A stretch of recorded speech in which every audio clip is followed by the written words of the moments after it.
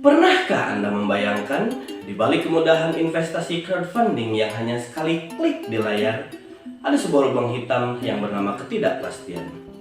Kita hidup di era ekonomi digital yang menuntut kecepatan dan efisiensi. Namun di saat yang sama, transparansi menjadi mahal harganya. Di dalam hukum Islam, ada sebuah istilah yang begitu ditakuti. Apa itu? Gharar. Gharar bukan hanya sekedar risiko biasa. Ia adalah sebuah ketidakpastian yang dapat menghancurkan keadilan di dalam sebuah angka. Saya Riki Ramadan, mahasiswa Prodi Ekonomi Syariah di Sekolah Tinggi Ilmu Ekonomi Syariah Saleh Budiman. Mari kita bedah bagaimana prinsip kuno ini menjadi tantangan terbesar dalam inovasi keuangan digital. Secara harfiah, gharar adalah resiko tersembunyi atau keraguan yang bisa merugikan salah satu pihak.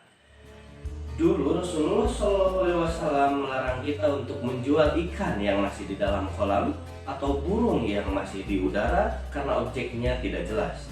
Lalu, bagaimana dengan crowdfunding syariah hari ini? Potensi gharar muncul saat informasi proyek tidak jelas, pembagian hasil remang-remang, atau kita sebagai investor tidak benar-benar memahami kelayakan usaha yang kita biayai. Bahkan di era digital, tantangannya lebih rumit lagi. Ketidakpastian algoritmik, data opacity, bahkan resiko sistemik. Namun Islam tidak kaku. Para fuqaha kontemporer seperti Wahbah al-Zuhaili dan Yusuf al-Qaradawi menawarkan perspektif yang lebih dinamis. Mereka membagi gharar menjadi dua, yaitu gharar yasir dan juga gharar fahish. Gharar yasir adalah ketidakpastian kecil yang sangat sulit dihindari dan masih ditoleransi demi kemaslahatan ekonomi. Sedangkan gharar fahish adalah ketidakpastian besar yang mengandung unsur penipuan dan jelas-jelas membatalkan akad.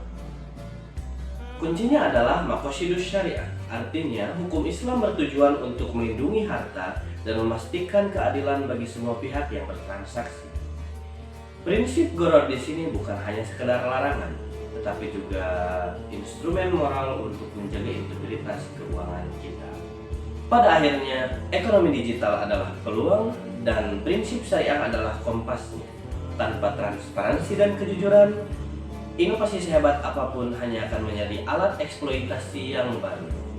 Mari kita menjadi investor yang tidak hanya mengejar cuan, tapi kita mengejar keberkahan dengan memahami resiko dan akad yang ada. Saya Riki Ramadan dari Sekolah Tinggi Ilmu Ekonomi Syariah Saleh Budiman. Mari kita membangun ekonomi yang adil dan transparan.